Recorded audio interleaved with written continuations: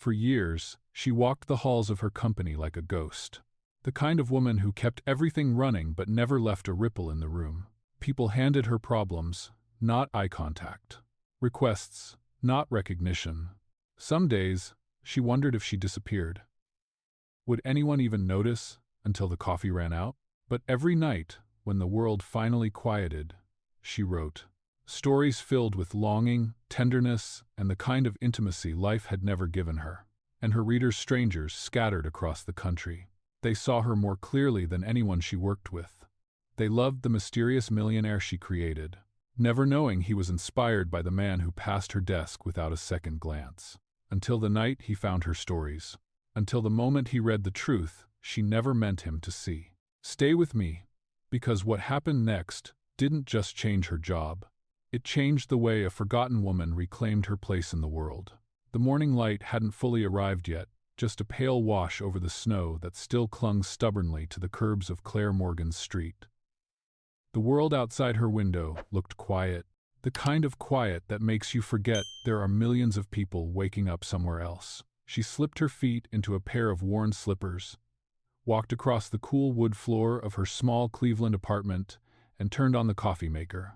One mug, always just one. The machine sputtered softly, filling the room with a warm, familiar scent.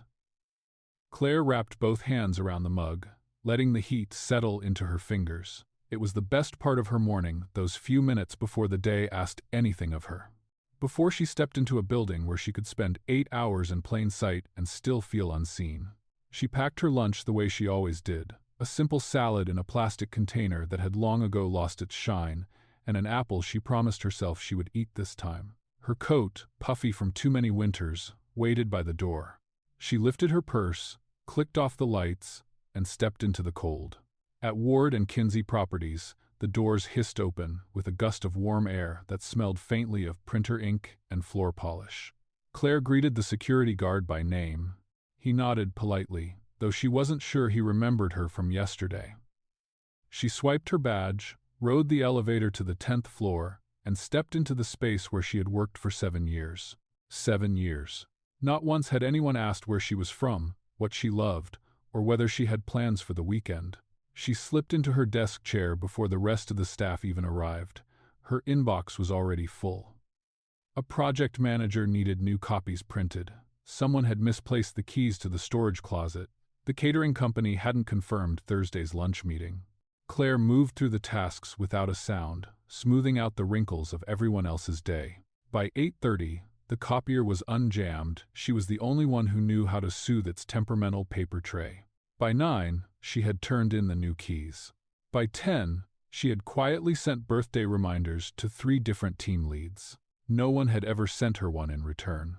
The office buzzed with morning chatter. Weekend plans, football scores, the price of gas. Claire walked through it like someone passing through a fog. She could hear it, feel it, but not quite belong to it. She didn't resent it anymore. It was just how things were. Some people filled a room the second they entered. Some people kept the room running without ever taking up any space. At 10:45, the elevator opened and a stillness settled over the nearby desks. Claire didn't need to look up to know who had arrived.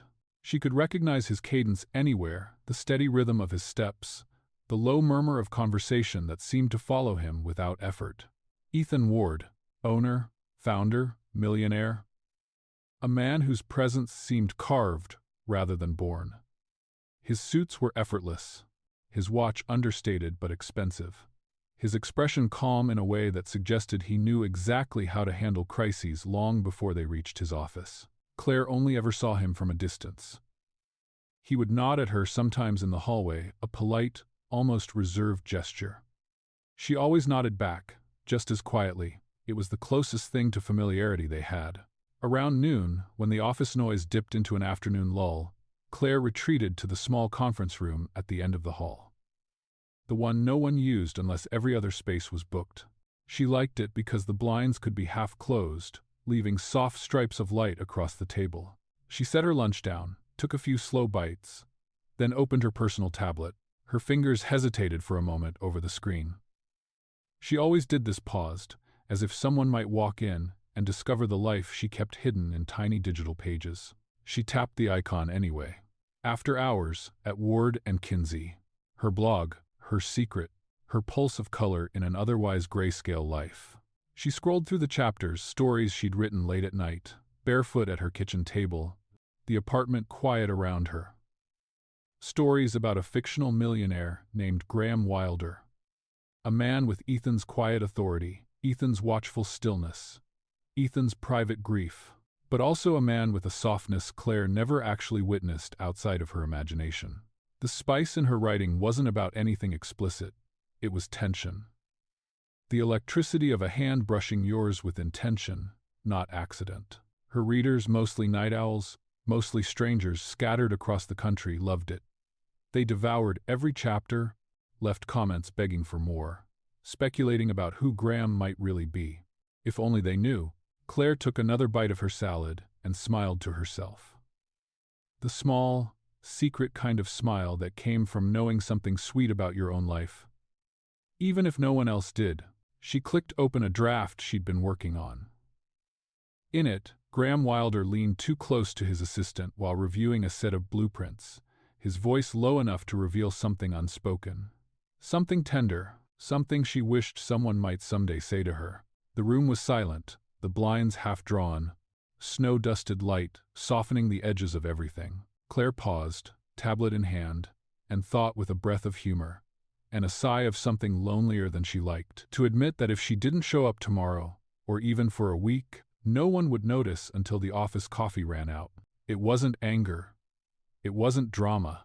Just a quiet truth she'd grown used to carrying. She closed the tablet and looked toward the window, feeling the outline of her own invisibility settle around her like a familiar coat. But she didn't know, not yet, that someone had already begun to notice, and that her quiet world was standing right at the edge of something she never dared to write. Claire always wrote best at night.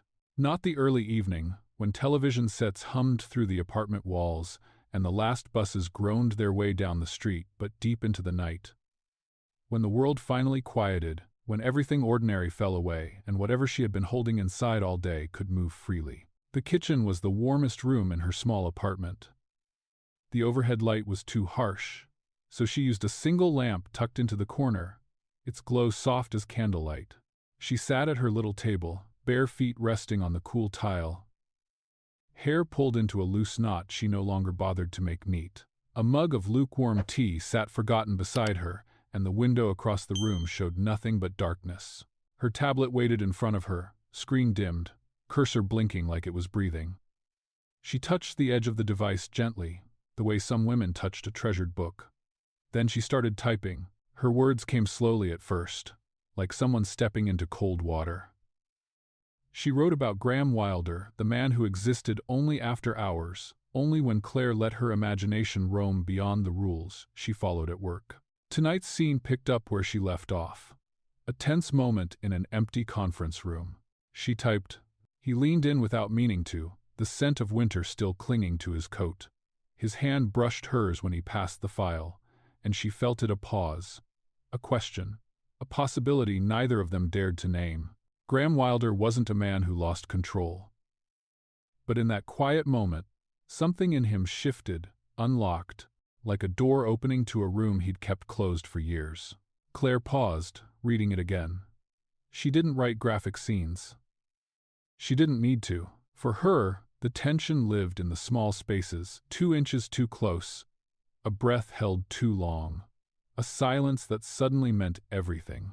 She added another line.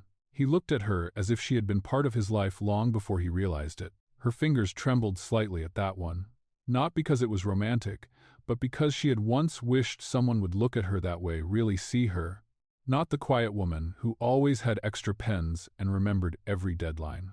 Her ex-husband never looked at her like that. She sat back, feeling the familiar ache build in her chest. Sometimes, the memories came softly, sometimes sharply. He had been kind enough, in the beginning. Funny. Charming. But over the years, the comments started. You think too much. You're too quiet. You write too much about things no one cares about. You're just odd, Claire. Odd. Too odd to stay, apparently. Too odd to choose. when someone louder and flashier walked into his life. It took her years to realize that writing wasn't something she did because she was odd. She leaned over the tablet again, swallowing the lump in her throat, and continued typing. Tonight she added a new detail: the way Graham rolled up his sleeves during a planning meeting, revealing the lean strength in his forearms. She had seen Ethan do the same that afternoon, leaning over the project table, tracing a steel beam layout with his finger. Quiet concentration settling over him like a second skin. She didn't write about Ethan. She wrote about Graham. That was what she told herself. But the truth sat quietly between the lines. When she finished the chapter, she read it over twice. She changed one line, softened another, added a heartbeat more of silence between two characters who weren't real but felt real enough to ache for. At 1:17 a.m., she uploaded the new post. Chapter 26, The Moment Before the Truth.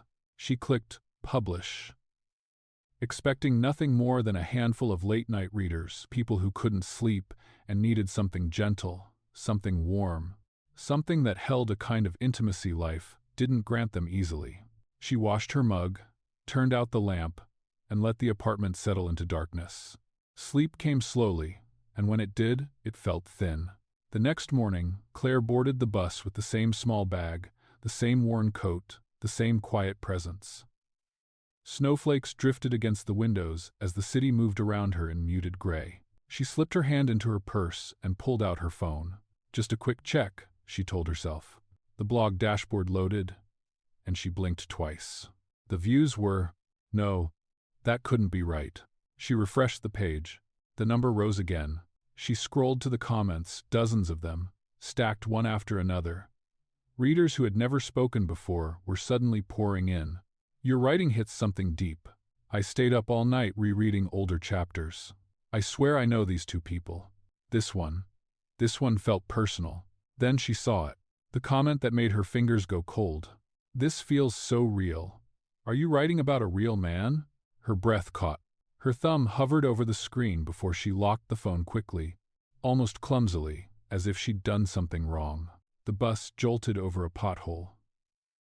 But Claire barely felt it. Her heart was beating too fast, too loud. Readers weren't supposed to guess. They weren't supposed to see anything real. And certainly not him. She pressed the phone against her chest for a moment, as if that could steady her racing thoughts. Outside, the snow kept falling, quiet, steady, inevitable. Inside, something else had begun falling too. Something she wasn't sure she could stop. Monday mornings always carried their own kind of chaos at Ward and Kinsey, but this one felt like someone had turned the volume up. Phones rang before people finished clocking in. The copier shrieked in protest every 10 minutes. Someone misplaced the guest badges. Someone else spilled an entire box of staples on the hallway carpet. And, of course, the investor from Chicago, the one everyone whispered about, the one rumored to have the temper of a drill sergeant, was arriving in less than 2 hours. Claire had barely set her bag down before the requests began. Claire, do we have any fresh highlighters? Claire, the conference packet is missing. Page 14. Claire, someone used the wrong coffee creamer, and now the investor's assistant is furious. Claire, Claire, always Claire. She moved through it quietly, smoothing out every wrinkle she found. Her shoulders ached, her hair had escaped its clip, and she had forgotten all about the apple she promised herself she would eat. By 6:30, the Chicago team was gone, the office slowly darkening as people fled toward their normal lives. Claire was gathering her things when her manager popped out of his office. Would you mind staying just a bit longer? Ethan wants the revised sitemaps on his desk before tomorrow morning. You're the only one who knows where all the files are. Of course she stayed. People like Claire always stayed. By 7:15, the entire floor was quiet except for a soft, steady glow from Ethan's glass office. His door was closed, blinds partially drawn. She could just make out his silhouette, leaning over a stack of papers. Even from this distance, it was unmistakably him, calm, focused, sleeves rolled just past the elbows, in that neat, efficient way he always did when he was deep in work. Claire took a slow breath, trying to shake off the long day. She sat down at her desk with a sigh, reached into her bag, and pulled out her tablet. Just for a moment. Just to read what she wrote last night. A treat for surviving Monday. She tapped the screen. The chapter opened immediately. She had never turned off the auto login feature, a habit she now realized was equal parts convenience and recklessness. Her eyes skimmed the words. Graham Wilder pretended to read the project report, but his attention wasn't on the page. It was on her. On the way, she tucked a loose strand of hair behind her ear, on the line of her jaw when she concentrated, on the soft curve of her mouth when she whispered the measurements again. He watched her the way a starving man watches a warm kitchen light, wanting, not daring, not yet. Claire felt her cheeks warm even though no one was around to see. This was the chapter where Graham Wilder had one of the most intimate thoughts she had ever written. Not graphic. Just real. Too real. A thought a man might have only when he was alone, when he finally allowed himself honesty. She took a deep breath, smiling at her own boldness. Just then, her coworker Lena shouted from the break room down the hall. Claire, could you come here for a second? I think someone spilled coffee on the new rug, and I don't know what to use. Help? Claire winced. The new rug. The one management bragged about for 3 days. She stood quickly, placing the tablet face down on her desk. She meant to lock the screen. She really did. But her finger slipped, and the tablet stayed awake. She didn't notice. She hurried down the hall, waving her hands. Don't scrub it.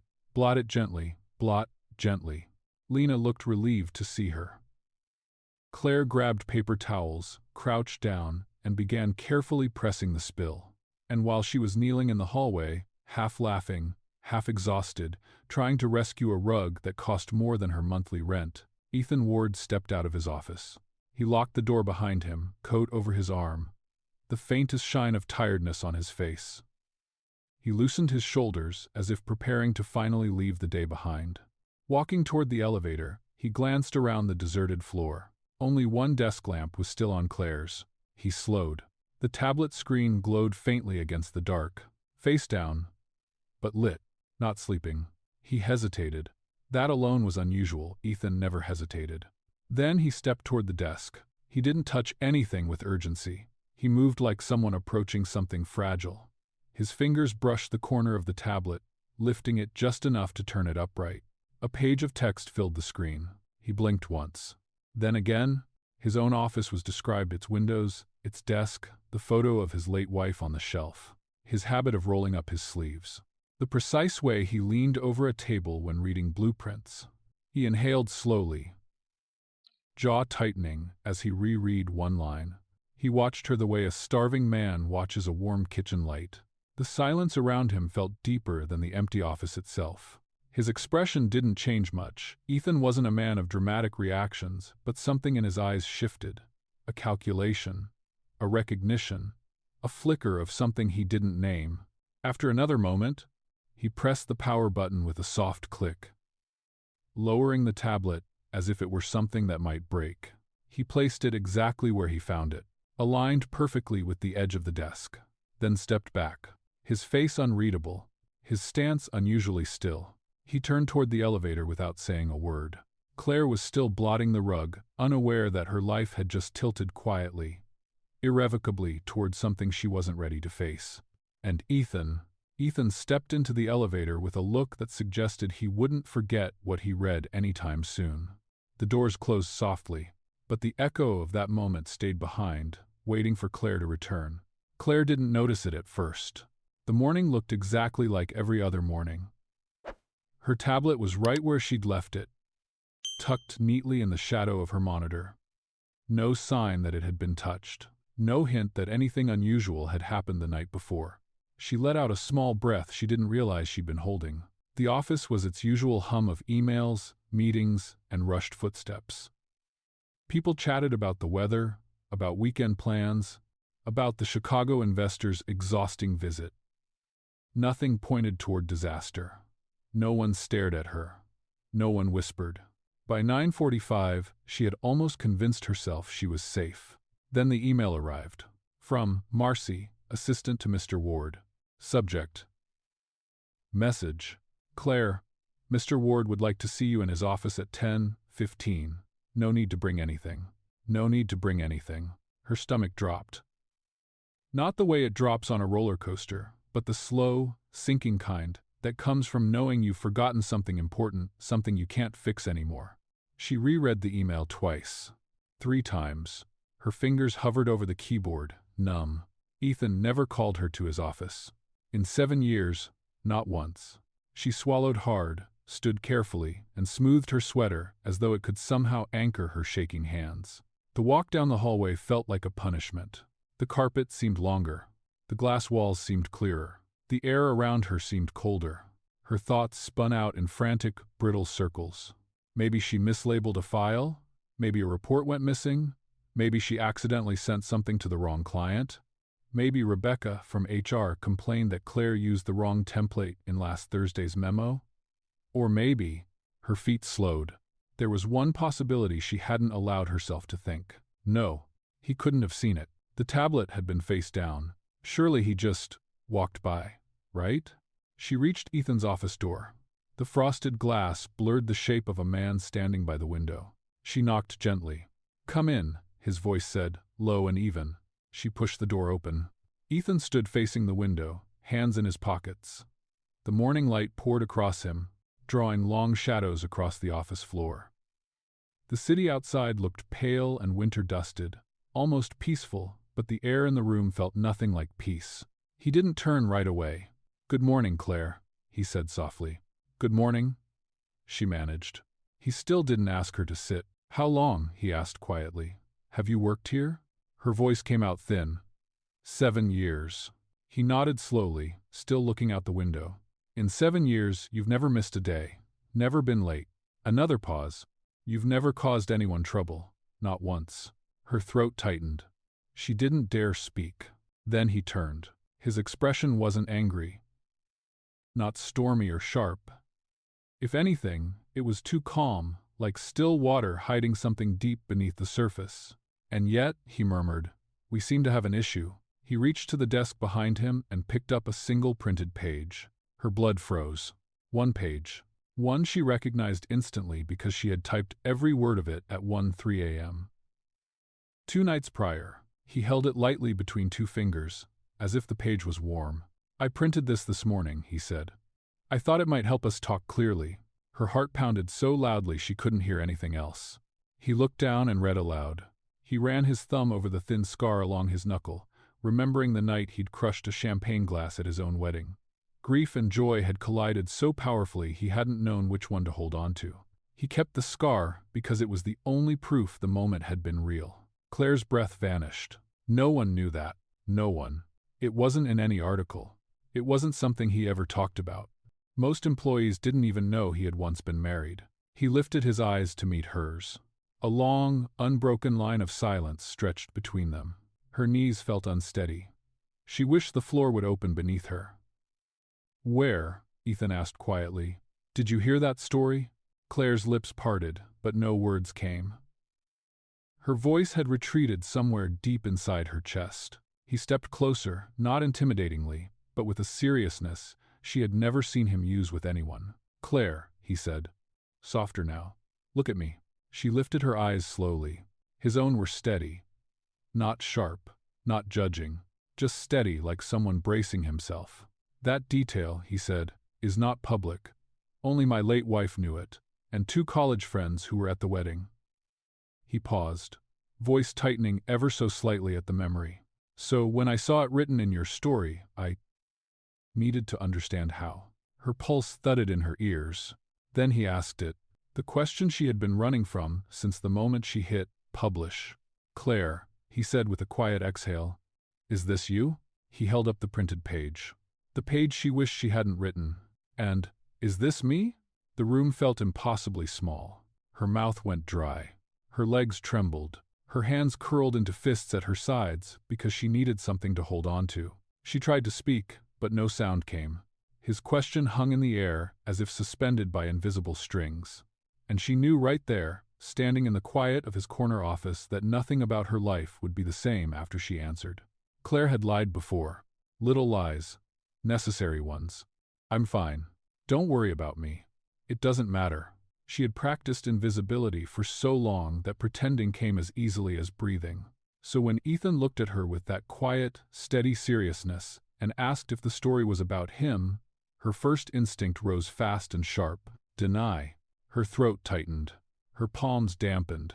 Every muscle in her body tensed like a deer hearing a branch crack. She opened her mouth. I. But the word trembled and broke. Nothing after it was willing to come out.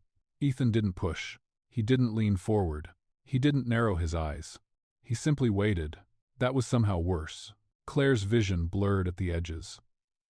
For 7 years, she had slipped between the cracks of this company without making a sound. She had learned when to step back, when to smile politely, when to keep her thoughts folded neatly inside. She had lived quietly so she wouldn't break anything, not even the fragile structure of her own life. But she was tired. Tired of shrinking. Tired of hiding. Tired of living in a way that felt like tiptoeing through her own skin. The silence stretched thin between them. Finally, with her heart pounding so hard she felt it against her ribs, Claire lifted her chin just slightly and nodded. Once, a small, fragile truth. Ethan exhaled, not loudly, but in a way that meant he had expected the answer and still wasn't sure what to do with it. "I'm so sorry," Claire whispered, voice shaking. "I shouldn't have. I didn't mean to." She blinked hard, trying to steady herself. "I'll resign today, right now. I'll delete the blog, erase everything, and sign whatever you need." "I never meant for this to cause trouble." Her hands twisted together, the skin pink from pressure. Ethan watched her for a long moment, then walked slowly to his chair. He sat down, leaning back, fingers steepled lightly in front of him. He had the expression he used when considering a multi-million-dollar proposal, but this time, he wasn't calculating risks. He was trying to understand something. "Sit," he said gently. Claire sank into the chair opposite him, her pulse still wild. "I read the chapter last night," he said. "The one you left open." Heat flooded Claire's face. He continued, voice low, even. "I meant to stop after a page, just to see if I was imagining things. But then I kept reading." He paused. "Half your blog, actually." She pressed a hand to her chest as if she could steady the shaking inside her. He tapped the printed page lightly. "At first I recognized the habits rolling up my sleeves. The way I walk, the site floors, the way I speak when I'm tired." His eyes shifted to hers. Small things no one notices unless they're watching very closely. She swallowed hard. "But then," he continued softly, "I recognized something else." He set the page down. "My grief." The words landed like a stone dropped into water, rippling outward, unavoidable. Claire's breath caught. "I haven't spoken about my wife in years," Ethan said. "Most people in this building don't know anything except that I was married once. They certainly don't know how she died. And they don't know how long I blamed myself for it." He looked down at his hands for a moment. "In your stories, Graham Wilder carries guilt the way I do. Quietly, tightly. Like something he's afraid to put down because letting go would mean admitting the world kept turning without her." Claire felt tears burn behind her eyes. "I only wrote what felt true," she whispered. He nodded, not dismissing it, but absorbing it. Then he leaned forward slightly, his elbows on the desk, eyes steady on hers. "Claire," he said quietly, "you didn't just write about me. You wrote versions of my thoughts. Things I've never said aloud." Her voice shook. "I'm sorry. I'm not finished." She stiffened. He studied her with an intensity that was not unkind, but searching. "You didn't paint him as perfect," Ethan said. "You didn't turn him into some fantasy. You wrote him flawed, wounded, human." She blinked, unsure where this was going. "And yet," he continued, "you made him gentler than I really am." Claire's breath hitched. He looked at her with something unreadable curiosity. Then he asked it, the last question she expected. "Claire," he said softly, "why did you make him kinder than I really am?" The words struck her like a warm blade, unexpected, piercing, unbearably tender. She opened her mouth. Nothing came. No one had ever asked her why she wrote anything. No one had ever wondered what she needed from the stories she created. No one had looked at her as if her inner world mattered. Her voice trembled when she finally answered, "Because That was the version of you I wished existed. Ethan didn't move, didn't blink, didn't speak. But something in his expression cracked so faintly she almost missed it. Not anger, not offense, something quieter, something like recognition. The silence that followed wasn't harsh this time. It was heavy and strangely intimate. Claire didn't know what it meant. Ethan didn't explain. The room held its breath around them, and her entire life balanced on that thin. Claire didn't know how long she sat there after Ethan's question. Her heartbeat had slowed from panic but stayed high enough to feel alive in her throat. She stared at her hands because staring at him felt too intimate, too dangerous after everything she had already revealed. For a moment, there was only silence. Not the cold, corporate kind. A quieter kind, almost gentle. Finally, Ethan leaned back in his chair, his posture softening as if he'd made a decision he hadn't planned to make that morning. "You said you wrote him because you wished he were kinder," he said softly. "Kinder than me." Claire swallowed, guilt pressing against her ribs. "It wasn't meant to insult you." "I know," he replied. And somehow, he did. She clasped her hands tighter. She felt too exposed already. But something in Ethan's expression, open, steady, made it impossible to retreat behind old walls. He nodded slightly, waiting. And the words began to come. It started small, halting, scattered sentences. Claire hadn't spoken this honestly in years. "My ex-husband," she began, then had to stop and breathe carefully. "He wasn't a bad man, but he made me feel like everything about me took up too much space. Even the quiet parts." Ethan didn't shift or frown. He simply listened. "We were married 12 years, but I spent most of it feeling like a background character in a movie where everyone else mattered more." She stared down at her lap. "By the end, I didn't even recognize myself. I had shrunk so much to fit what he needed, I wasn't sure what was left." Her throat grew tight. "After the divorce, I didn't know what to do with the silence. I didn't know who to be in a room alone." She laughed, shaky. "So I started writing. Small stories at first, short things." Ethan's gaze sharpened, not critically, but curiously. "He wasn't meant to be you," Claire said quickly. "Not in the beginning. He was just someone I needed. Someone I wished existed. Someone who could be both strong and gentle, accomplished but still capable of softness. Someone who didn't look through people like me." Her fingers tightened around each other. "I know how that sounds." Ethan shook his head. "No, I don't think you do." But Claire wasn't done. She took a trembling breath. "Writing about him kept me company on nights when I couldn't sleep. When I didn't know who to call. When I felt invisible. Graham Wilder became a way to imagine that people like me could matter to someone." Ethan's jaw flexed a little, not with anger, but something like realization. He rested his hands on the desk, unclenched, palms open. A small gesture, but the softness of it unsettled her more than any harshness could have. "And you think," he said quietly, "that I'll fire you for that?" Claire closed her eyes briefly. "Not fire, just let me go. It would make sense. It would be easier. Cleaner. Cleaner. You think I want easier?" His voice was low, more raw than she'd ever heard it. She looked up, surprised. He exhaled, leaning back in the chair again. "You weren't wrong about the darker parts of him, you know. Graham. The way he buries himself in work. The way he avoids emotions that feel too heavy. The way he carries guilt like it's a job." Claire's lips parted in shock. "I didn't mean to expose anything private about you." "You didn't expose it," he said. "You recognized it." The room shifted in a way she couldn't name. It was still the same office, with its clean lines and quiet elegance, but suddenly it felt smaller, warmer, more human. Claire looked at him carefully. "Why are you telling me this?" "Because," he said slowly, "I'm trying to understand what you saw. What made you write him the way you did?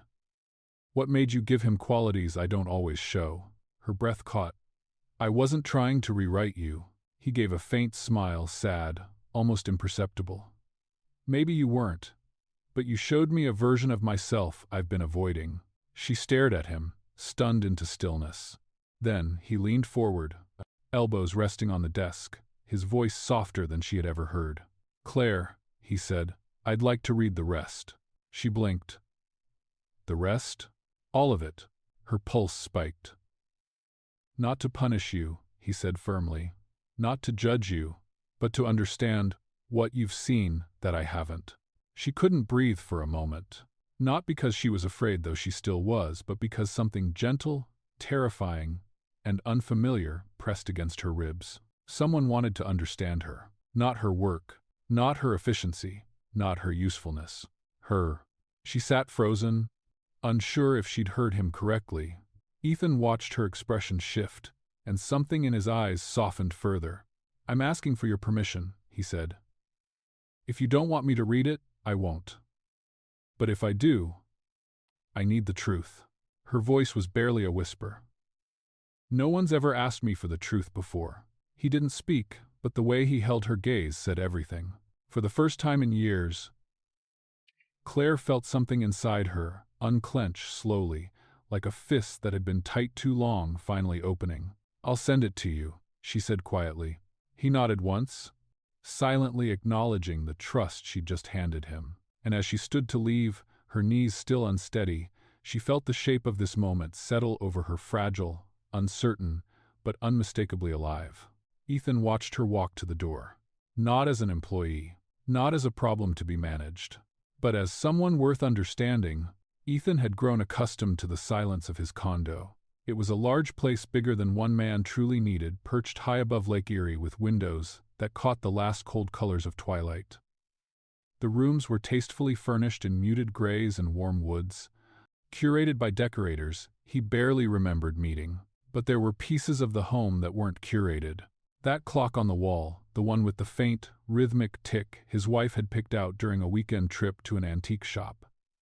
She'd laughed because it ticked a little too loudly. He'd bought it because he liked how she laughed at it. Tonight, the ticking felt louder than usual. Ethan set his coat on the back of a chair, loosened his tie, and walked into the kitchen. He filled the coffee maker, even though it was nearly 9 p.m. Black coffee always steadied him, controlled him, helped him think. Except tonight, he wasn't sure thinking was the goal. When the coffee was ready, he carried the mug into the living room and sat on the edge of the leather sofa. His tablet rested on the table. Claire's email, her quiet, fragile yes, sat in his inbox. Right under it, the link to her blog. He hesitated for a long time, staring at the title. After Hours at Ward and Kinsey. A small, almost wry breath escaped him. She hadn't even bothered with a different company name. Bold. In her own quiet way, he opened the first chapter. At first, he expected it to feel strange, maybe unsettling.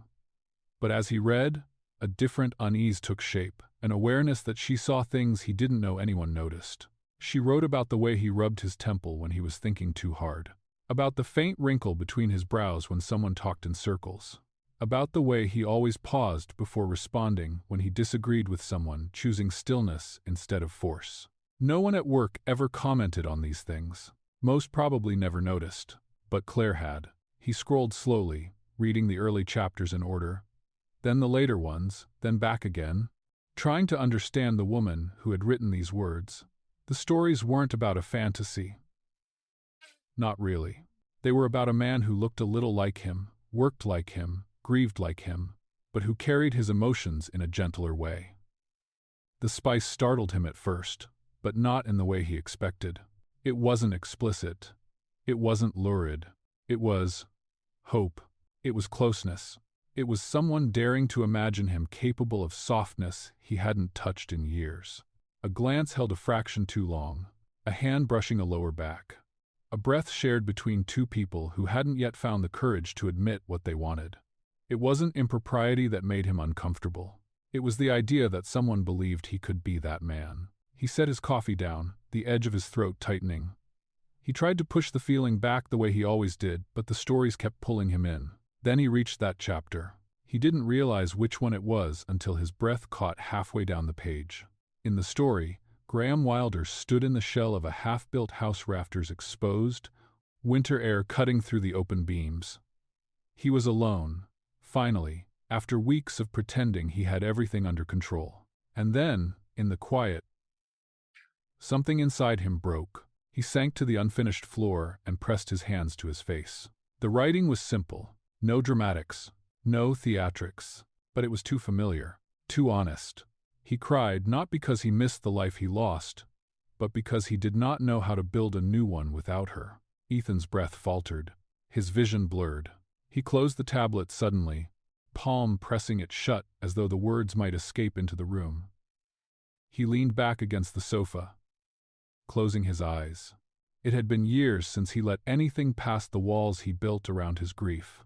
Years since he let memory move freely. Years since he'd allowed his wife's face bright-eyed, laughing, warm to rise in front of him without forcing it away. But Claire had written something he had never said out loud, not even to himself. The coffee's warmth didn't steady him this time. Nothing did. His shoulders shook once, twice before he could stop it. He pressed a hand to his eyes, as though he could hold everything in by force. But he couldn't. Tears slipped through his fingers. He hadn't cried since the funeral. Not truly. Not fully. The room around him blurred. The ticking clock. The soft glow of the lamp. The distant sweep of headlights across the lake. For a moment, he was no longer in his high-rise condo. He was in that half-built house, on that cold floor. He didn't know how long he stayed like that. Eventually, he lifted the tablet again. His fingers hovered over the screen, hesitant, shaken. Claire had no idea what she'd done by writing him this way. No idea what she had unlocked. But he knew one thing with startling clarity. He wasn't reading these stories to judge her, or discipline her, or cleanse some professional boundary. He was reading because for the first time in a decade, someone had seen him. Not the CEO, not the widower, not the man who kept his life stitched tightly at the seams. Just him. He inhaled, shaky but steadier than before, and opened the next chapter. This time, he didn't try to hold the emotions back. He let the words in. He let them do whatever they needed to do. And somewhere far below his penthouse window, the lights of Cleveland shimmered against the lake like 1,000 small, patient truths waiting to be found. By Thursday morning, the building felt different. Not overtly, not in any way the security cameras would catch. But Claire sensed it the moment she stepped onto the 12th floor carpet. Something in the air felt just a little too aware. She pushed the feeling aside. She'd barely slept the night before, too many thoughts circling, too many emotions tangled between fear and something softer she didn't dare name. She sat at her desk, powered on her computer, and tried to focus. At 9:17 a.m. the glass door of the executive wing opened. Ethan stepped out, talking quietly to a project manager. And when she finally glanced up, she caught him looking at her. Not in a dramatic, cinematic way. Just a moment that lasted longer than it used to. He held her gaze for a fraction of a second, but softer around the edges. Then he nodded once, as if greeting her specifically, not the team, not the room, her. Her heartbeat dipped and then climbed fast. Her coworker, Tom, walked by carrying a stack of folders. "Morning," he said, without looking up. Claire answered automatically, but her focus was still caught in that brief moment that shouldn't have meant anything but somehow did. The day went on, but the small changes didn't stop. During the 10:30 meeting, Ethan thanked her for organizing the updated project binders. He'd said those words hundreds of times in the past. "Thank you, Claire." But today there was something almost warm threading through them, a tone only she seemed to hear. She hoped no one else did. But workplaces weren't blind. They never had been. Around lunchtime, Claire walked into the break room just in time to see two coworkers, Lindsay and Trevor, huddled over a phone. Their voices dropped the moment she entered. Trevor slid his phone face down on the table, with a guilty quickness that made her skin prick. "Hey Claire," Lindsay said too brightly.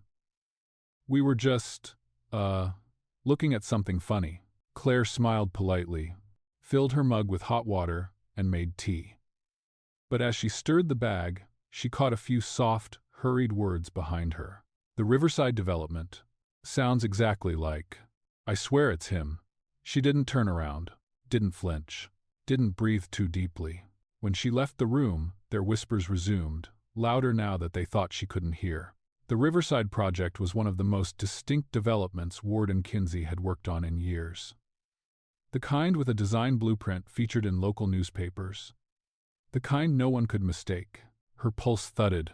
By 1 p.m., the atmosphere around the office had shifted again, subtle glances, quiet murmurs that ended abruptly when she walked past. She wasn't sure if she was imagining it. She hoped she was imagining it, but the truth arrived faster than expected. On the third floor, in a cubicle half hidden behind the marketing office, Lindsay sat scrolling on her phone with her lunch untouched beside her. A friend had sent her a link the night before.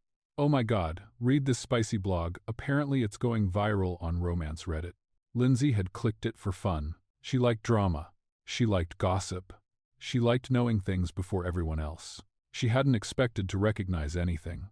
But halfway down the newest chapter one, describing a winter morning at a Riverside redevelopment meeting, where the fictional millionaire rolled up his sleeves and leaned over the table in a way that made the assistant's breath catch, Lindsay froze. Riverside redevelopment wasn't just a name. It was their project. Ethan Ward had done that exact sleeve roll. At that exact meeting, on that exact morning, her mouth fell open. She'd zoomed in on lines, reread passages, scrolled through older posts. The fictional company wasn't identical to Ward and Kinsey, but it didn't need to be. Add in the reserved, intimidating but secretly gentle CEO, and Lindsay nearly choked on her coffee. "Oh my God," she whispered. "Claire?" She wasn't certain, but she was certain enough. Before the end of lunch break, she and Trevor had screenshots.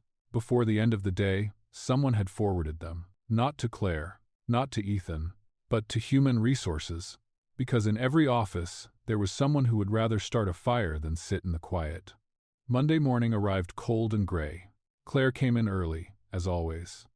She hung her coat, set down her lunch, and opened her browser to check schedules for the week.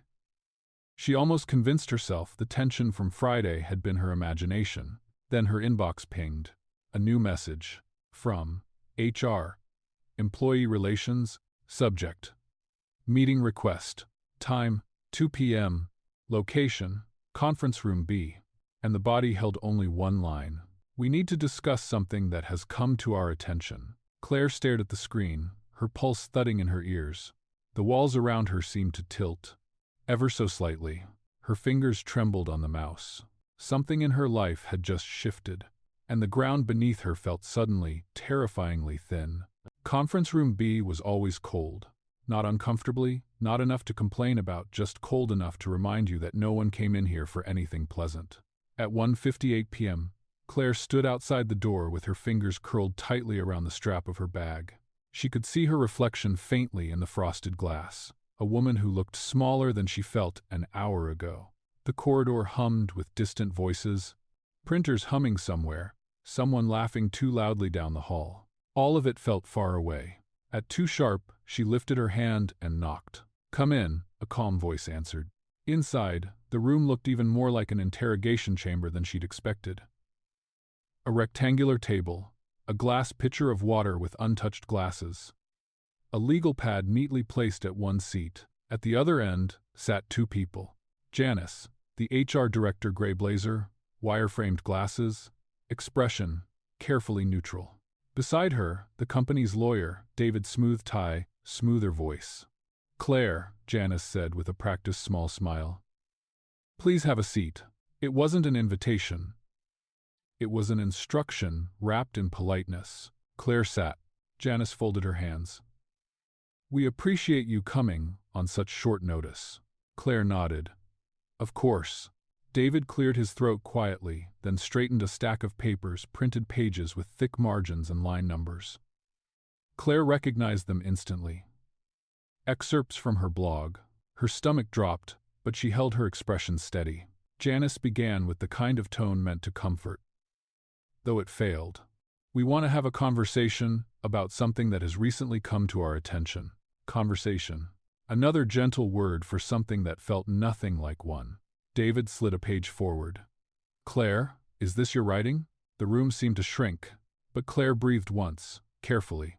"Yes," she said quietly. A flicker, quick, unreadable, passed between the two across the table. "Thank you for your honesty," Janice said. She used a calm tone that somehow felt sharper than anger. Another question.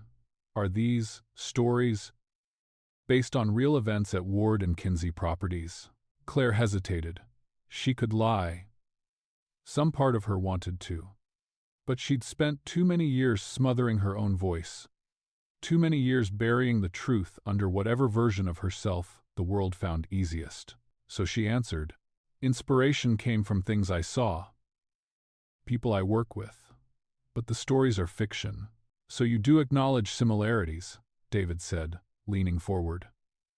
"That some characters resemble real individuals?" Claire's pulse climbed.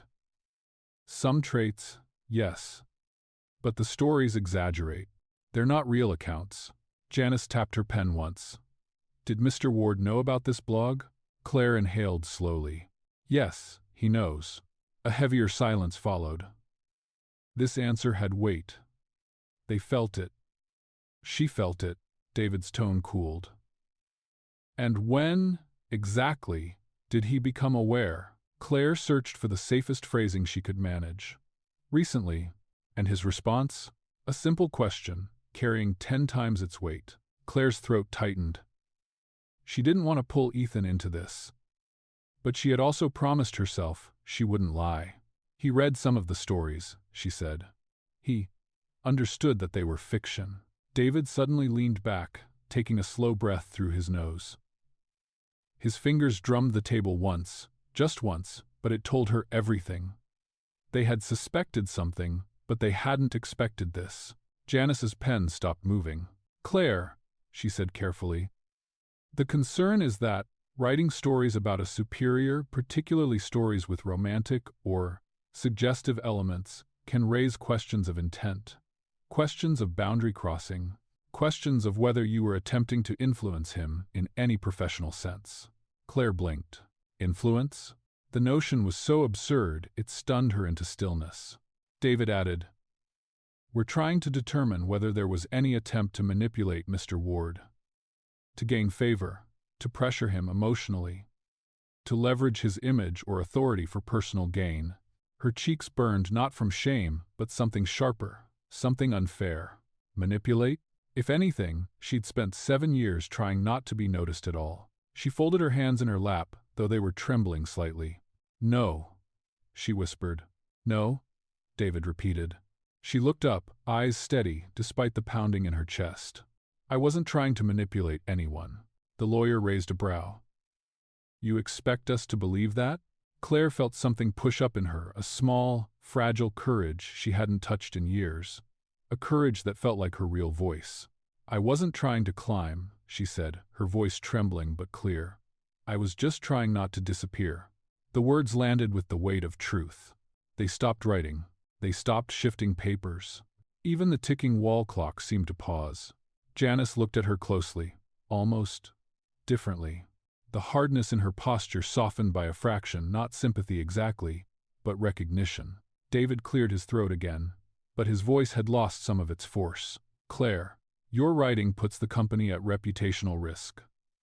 Regardless of your intent, the content could be interpreted, misinterpreted, in ways that harm Ward and Kinsey." She nodded. She understood. She didn't argue, but something had changed. Not in the room, rooms like this didn't change. But inside her, she had said the truth aloud. In a place designed to crush it, Janice sighed softly, closing the folder. "We may need to speak with Mr. Ward before we finalize any decisions." Claire's stomach twisted sharply. They weren't done. This wasn't over. The worst part hadn't even happened yet. She felt the cold of the room sink deeper as she stood on unsteady feet. "Should I come back after?" "We'll reach out," Janice said. Claire nodded, opened the door, and stepped into the hallway. The brightness of the overhead lights felt harsh after the muted interrogation room. As the door clicked shut behind her, the truth settled heavy in her chest. Whatever would happen next would happen in front of everyone. HR said they were still reviewing details, a phrase that meant very little and somehow everything. Claire sat at her desk with her coat still on the back of her chair, hands locked together so tightly the knuckles blanched. Every sound felt sharper, the ticking of the wall clock, the tapping of keyboards, the faint hum of the copy machine down the hall. Life at Ward and Kinsey went on as if hers wasn't quietly falling apart. By noon, the email came. We will continue discussions at 3:15 p.m. Conference Room B. Her chest tightened. She knew what it meant. They were escalating. She wondered if Ethan had been notified yet.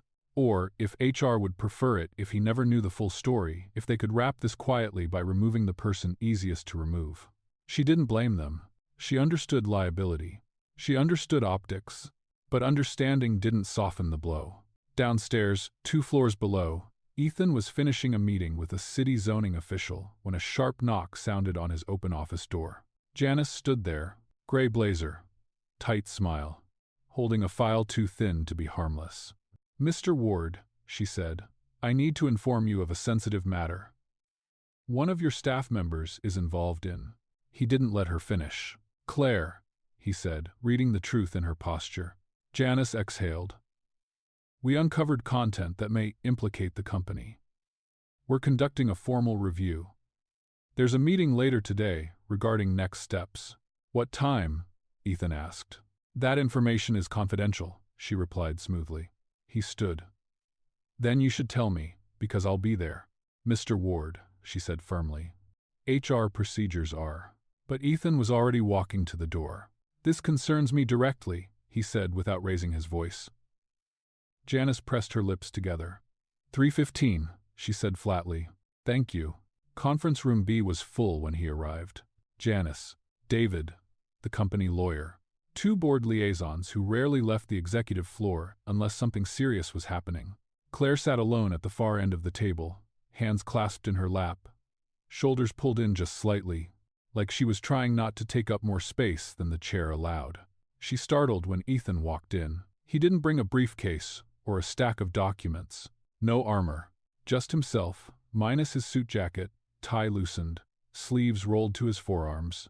It was the opposite of how a CEO usually appeared in these rooms.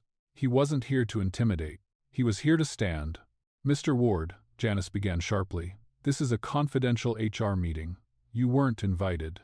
"Then invite me," he replied calmly, pulling out the chair beside Claire. Her eyes widened, but she didn't speak. Ethan sat, rested his hands on the table, and looked around at every person present. "If you're discussing a situation that directly involves me," he said, "I should be in the room." David cleared his throat. "We're reviewing content written by Miss Morgan that could pose legal or reputational risk to the company. Our concern is inappropriate depictions," Janice added. "Potential misuse of internal information. Conflict of interest," said one of the board liaisons. "Perception of impropriety." They spoke in turns, the words stacking like cold bricks. Ethan listened, but his expression shifted only once when they placed a stack of printed blog chapters on the table. Claire felt her breath choke in her throat. It was one thing to know they'd read her writing, another thing entirely to see the pages splayed out like evidence in a courtroom. When they finally paused, Ethan spoke. "I'll start by acknowledging something," he said. Every head lifted.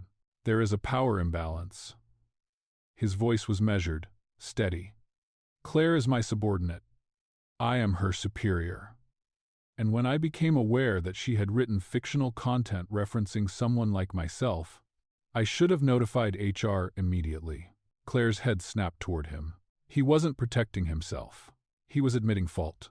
"I see that clearly now," he said. "That part is on me."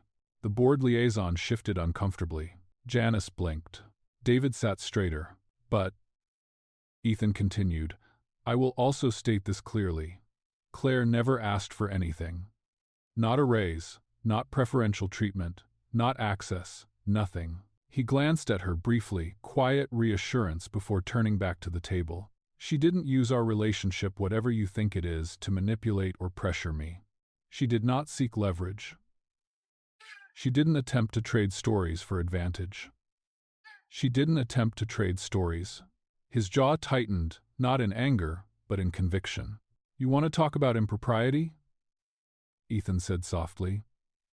"Then let's be honest about where responsibility lies." A ripple moved through the room. "Mr. Ward," Janice began, but he held up a hand.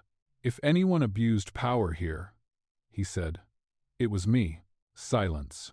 Heavy. Unmistakable. He continued, voice lower. I'm the one with influence. I'm the one with authority. I'm the one whose choices carry weight. Claire has worked here 7 years. Many of you barely know her name. She's the person everyone walks past without noticing. And yet she's the one you're ready to punish because it's neater. Claire felt her throat tighten, her eyes burn. She stared at her hands so the room wouldn't see her unravel. Ethan looked around the table, gaze steady. So if you're looking for someone to discipline, he said, start with the millionaire. Not the woman who has done nothing but her job while surviving parts of her life the rest of you know nothing about. No one spoke. For the first time since all this began, Claire felt something warm rise inside her, something like breath after being underwater too long. Not safety, not victory, but presence. He had shown up for her, shown up in a way no one ever had. The board liaison cleared his throat, but no words came out. Ethan leaned back slowly, hands folded, expression calm but unyielding. The room was silent, and in that silence, Claire understood. Nothing would be simple after this. Not the consequences, not the truth. But she wasn't alone anymore. The decision came on a cold Wednesday afternoon. HR called it a resolution. But resolution was too clean a word for how tangled everything felt. Claire sat across from Janice once more, a folder placed neatly in front of her. No raised voices, no accusations. Just clinical language, as thin and sharp as paper cuts. We've conducted a full review, Janice began. The company is choosing not to terminate your employment. Claire exhaled shakily before she could stop herself. But, Janice continued, you will no longer work directly under Mr. Ward. Effective immediately. Claire's hands curled in her lap. Expected. But still, a small ache bloomed under her ribs. You'll be reassigned to internal communications, Janice said. It's a lateral move. Different floor, different responsibilities. A fresh environment. A fresh environment. A polite way of saying distance from the CEO. Janice slid a paper toward her. You'll also be placed on a 6-month probation period. Standard monitoring. We expect professionalism and discretion. Discretion? She almost laughed. And the blog, Janice said carefully, must be fully removed in its current form. Removed. Wiped out. Erased. Claire nodded because she didn't know how to do anything else. Do you have any questions? Janice asked. Just one, but she didn't ask it. Not here. Her new workspace was on the 8th floor, a quiet corner near the graphic design team. The lighting was softer, the atmosphere calmer, but the silence felt different here. Thicker, like starting over in a place where no one knew her. And no one cared to. She unpacked her things slowly. A mug. A tiny desk plant that had somehow survived the harsh light upstairs. A photo of her and her sister from a trip years ago. Everything felt smaller on this desk. Lighter. Less rooted. Around 3 o'clock, a familiar figure appeared at her doorway. Ethan didn't step in at first. He stood with one hand on the frame, as though deciding whether he had the right to cross that threshold. May I? He asked quietly. She nodded. He stepped inside and took in the small office. His jaw tightened just slightly. They shouldn't have handled it this way, he said. Not angry. Just honest. You deserved better. Claire kept her hands folded in her lap. I understand why they did what they did. Understanding isn't the same as fair. Silence settled between them. But it wasn't uncomfortable, just heavy with the things neither knew how to say. After a moment, Ethan spoke again. I'm sorry it took a scandal for me to really see you. Her breath caught. He didn't say it dramatically. He didn't mean it as a confession. It was simply the truth, the kind that left a mark even as it healed. Thank you, she whispered, unsure where to place the warmth spreading through her chest. For standing up for me. He shook his head softly. You stood up for yourself long before I did anything. A small, honest smile flickered across his face. He hesitated before leaving, like he wanted to say more. But he didn't. He only nodded once and stepped out of her new office. When his footsteps faded down the hallway, Claire let her head fall into her hands. Relief. Shame. Sadness. A thin thread of something fragile and bright. Her life had changed, but it wasn't over. That mattered.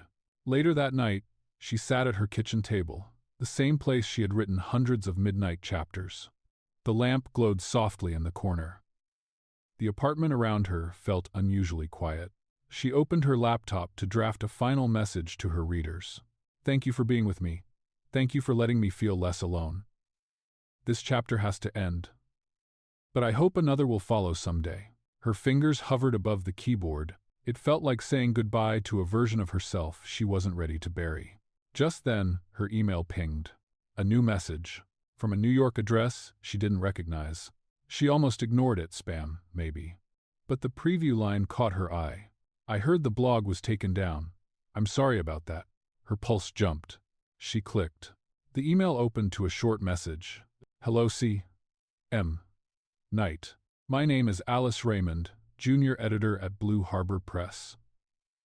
I've been following After Hours at Ward & Kinsey for months. I heard through the community that it disappeared today. If you're open to it, I would love to talk about turning your stories into a novel. I think there's something beautiful here, something worth saving. Claire stared at the screen, breath frozen in her lungs. A novel. Her words, her stories. The world she built alone at her kitchen table. Something worth saving. She placed a hand over her mouth, blinking fast. The light from the screen reflected off the small tears, gathering at the corners of her eyes, not sad tears. Something else. Something like possibility. She reread the last line 3 times. I think there's something beautiful here. The apartment around her suddenly felt less quiet. Less empty. Less like a place she hid in. Claire closed her eyes and inhaled shakily. When she opened them again, the cursor blinked patiently, waiting. For the first time in a long time, the future didn't look like a narrow hallway. It looked like a door. And it was opening. Claire stared at the blinking cursor as she waited for the video call to connect. She smoothed her hair, adjusted her glasses, then laughed softly at herself. Why was she nervous about talking to a stranger over a screen? When the call finally opened, the smiling face of a woman in her early 30s appeared, dark curls piled loosely, glasses perched low, the kind of energy that filled a room even through pixels. Claire, hi, I'm Alice Raymond. I'm so glad you agreed to talk. Her voice was warm, quick, alive. Claire instantly liked her. Thank you for reaching out, Claire said. I wasn't sure if the email was real. Oh, it's real, Alice grinned. Though I will warn you, indie publishing doesn't come with glamorous advances or champagne book tours. What it does come with is freedom, creative control, and heart. A lot of heart. Claire nodded slowly. I read everything you posted before the blog vanished, Alice continued. Not performed. Claire's cheeks warmed. She wasn't used to being seen that clearly. But, Alice added, we'd need to reshape it. New setting, new power dynamics, new characters, same emotional core, but everything else rebuilt. Claire swallowed. She had expected that. She had feared it too. Alice must have sensed it. Hey, she said gently, this doesn't have to be an answer today, or tomorrow. I just wanted you to know there's a door here, and it's open if you want it. They scheduled another meeting for next week. Alice waved goodbye, screen dimming. Claire closed her laptop slowly, palms pressed to the cover. A door, open, waiting, but she wasn't sure if she was brave enough to walk through it. The days that followed were filled with questions she hadn't let herself consider before. Was she too old to start over as a writer? 41 wasn't ancient.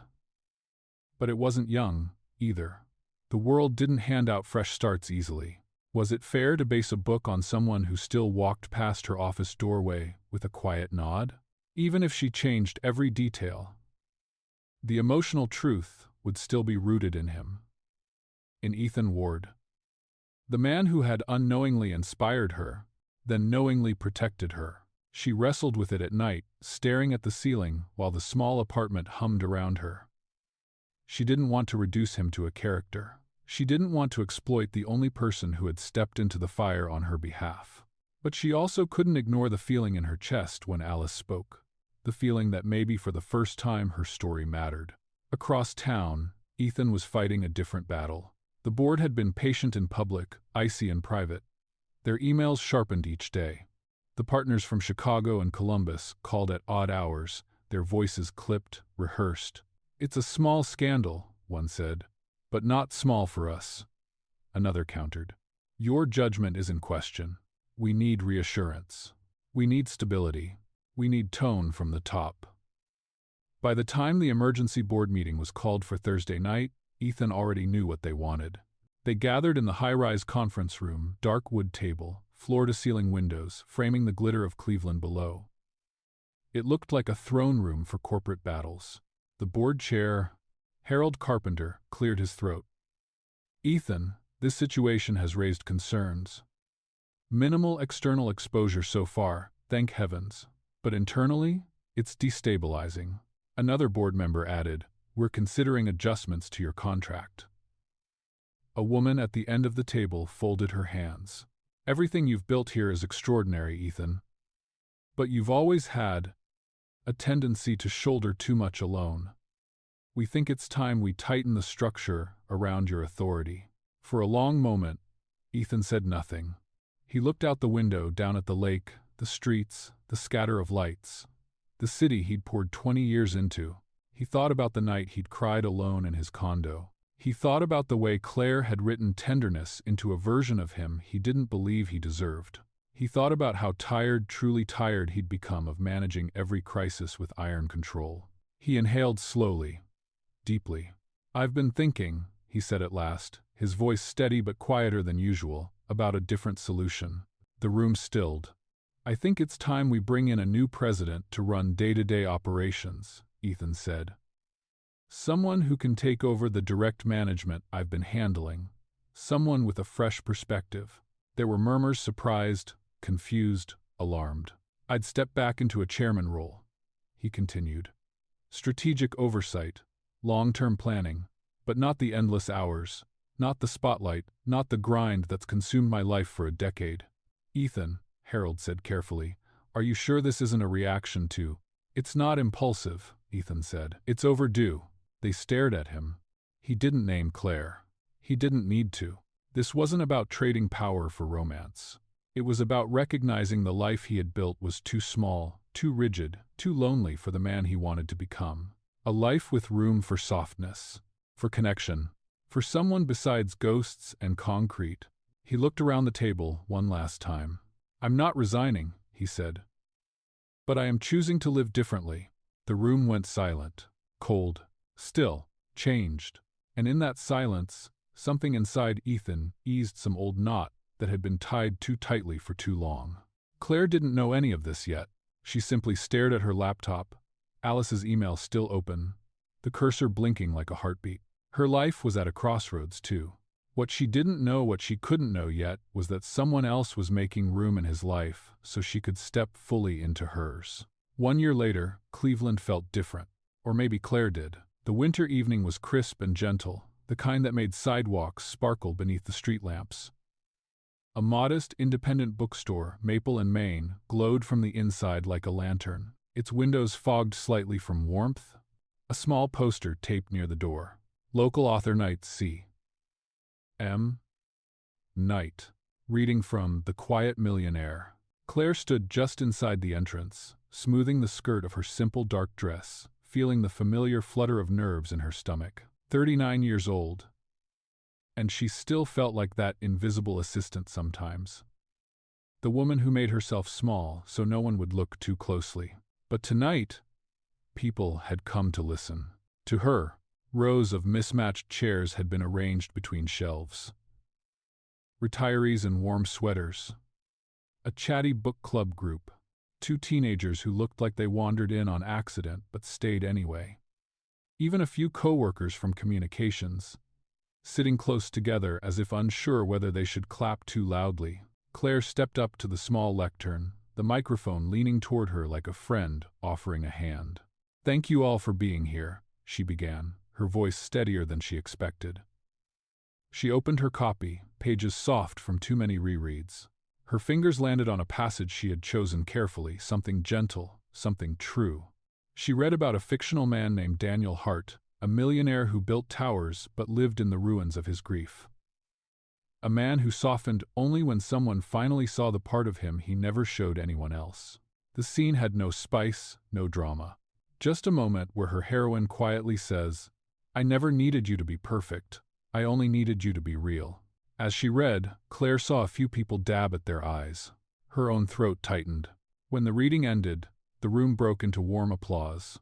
Modest, local, but sincere in a way that made her chest swell. A folding table had been set up near the front, with a stack of her books and a silver pen she had bought just for tonight. She took a seat, smiling as the first reader approached an older woman with bright white hair. "You write real people," the woman said softly. "Thank you for that." One by one, they came. Books slid across the table. Names were spelled slowly. Short confessions shared in hushed tones. "I felt that divorce chapter.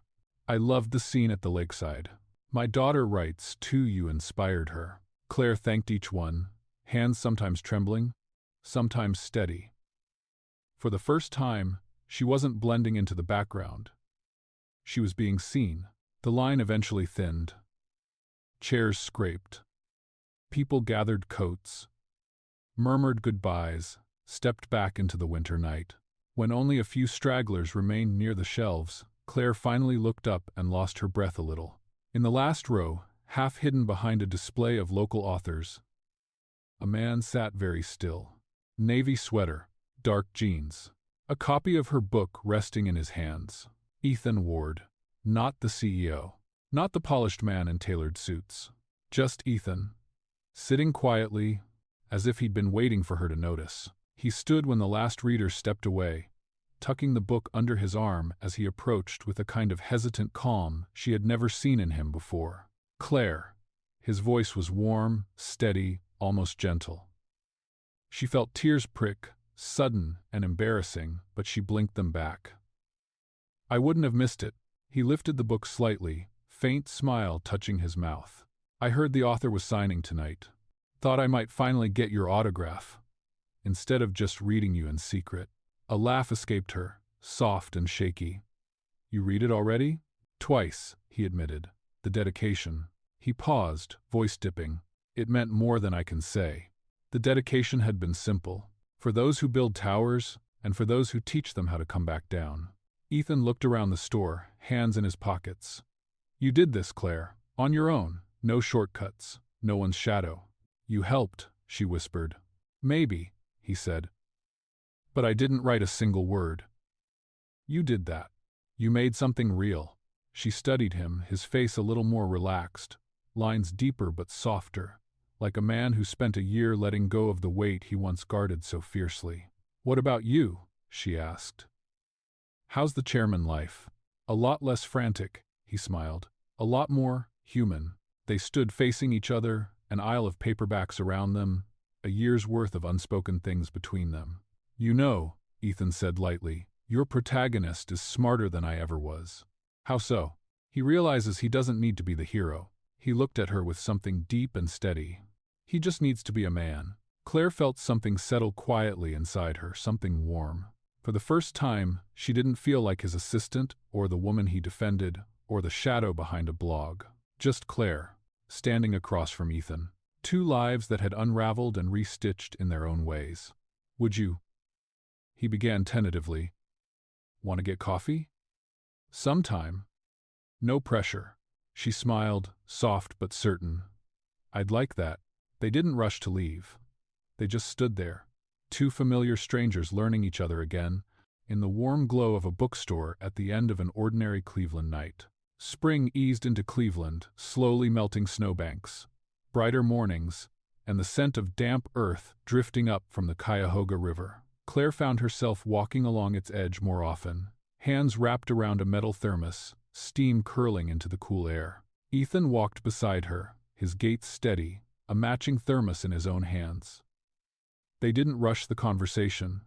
They didn't try to fill the silence. Some days, they hardly spoke at all, just walked, shoulder to shoulder, as the river moved quietly beside them. One morning in late April, a gust of wind lifted her hair across her face. Ethan reached out instinctively, brushing it back with a touch so gentle she almost laughed. "You okay?" he asked. "I am," she answered, surprised to hear how true it sounded. A year ago, she had been the woman who disappeared into meetings, into background noise, into the margins of other people's stories. Now, she felt present in her own life again, one steady breath at a time. Later that month, they stood in Ethan's condo staring at a wall he'd finally agreed to repaint. The last trace of his late wife's pale blue accent color had been there for 10 years, so long it had become part of the architecture of his grief. Claire held up 2 paint chips. "You said you wanted something warmer," she said. "Something that feels like you today, not 10 years ago." Ethan took the samples, studying them under the light. "I didn't think I'd ever change anything in here," he admitted. "Part of me thought it would be disrespectful." Claire shook her head gently. "Grief doesn't mean you have to freeze your life in place," she said. "It means you carry the love forward. The space you create now doesn't erase what came before." He exhaled slowly, as if her words loosened something he'd held tight for too long. "It's not," she replied with a soft smile. They eventually picked a warm earth tone, soft, grounding. As they laid down tarp and taped the baseboards, Ethan nudged her shoulder playfully. She flicked a dot of paint at him in retaliation.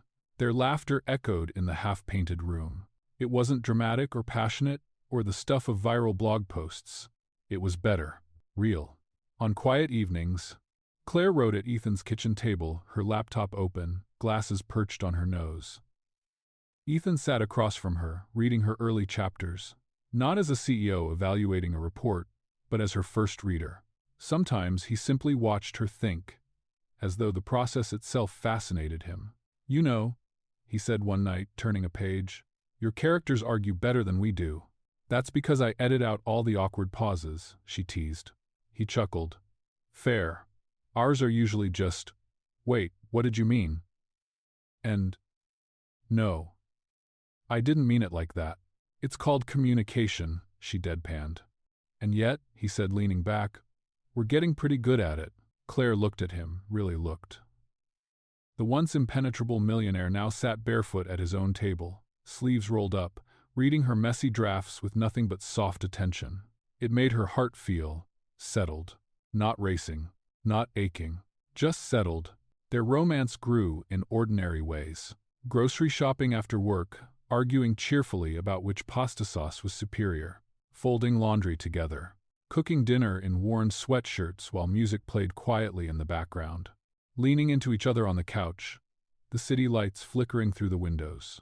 There was intimacy in all of it, small, constant, unforced. One evening, as she chopped vegetables, Claire found herself laughing at something Ethan said. Not a dramatic laugh, just a warm, wholehearted sound she didn't recognize at first. She set the knife down, palms pressing lightly to the counter as she absorbed the feelings spreading through her. She didn't need to write fictional men to feel alive anymore. Didn't need a blog to feel seen. Didn't need to hide behind characters to believe she mattered. Life, simple, quiet, imperfect life, had become enough. Better than enough. By early autumn, her book events had become more frequent. Some were small gatherings in libraries or local cafes. Others were Zoom sessions with book clubs. She always felt nervous at first, but never alone. Ethan often drove her, waiting in the back with a book or a coffee, offering a reassuring nod whenever she glanced his way. One crisp October night, she stood before a modest crowd at another bookstore reading. After sharing a passage, they opened the floor to questions. A woman in the second row raised her hand. "Is the millionaire in your book based on a real person?" The question always came eventually. Claire's gaze drifted toward the back of the room. Ethan sat there with a quiet, knowing smile, lifting his coffee cup in a tiny salute, an inside joke, a silent grounding. Claire smiled back. "Well," she said, letting the warmth of the room settle around her. "Let's just say, sometimes life gives you a better ending than the one you were brave enough to write." The audience murmured with soft appreciation. Afterward, as the crowd thinned, Ethan joined her at the front. They didn't speak right away. They didn't need to. He simply took her hand, weaving his fingers through hers with an ease that still caught her heart by surprise. "Ready?" he asked softly. She nodded. They stepped outside together. The cool night air wrapped around them. Leaves rustled along the sidewalk. And for the first time in her life, Claire didn't feel invisible at all. She felt exactly where she was meant to be, side by side with someone who saw her. Someone she saw just as clearly. Someone who wasn't a character anymore. Just a man, real and imperfect and better than any fiction she had ever written. Sometimes, healing begins where we least expect it, on an ordinary Tuesday, in a quiet apartment, or in the small courage it takes to finally let yourself be seen. Claire spent years believing her life had to stay small, that her voice belonged only in the margins.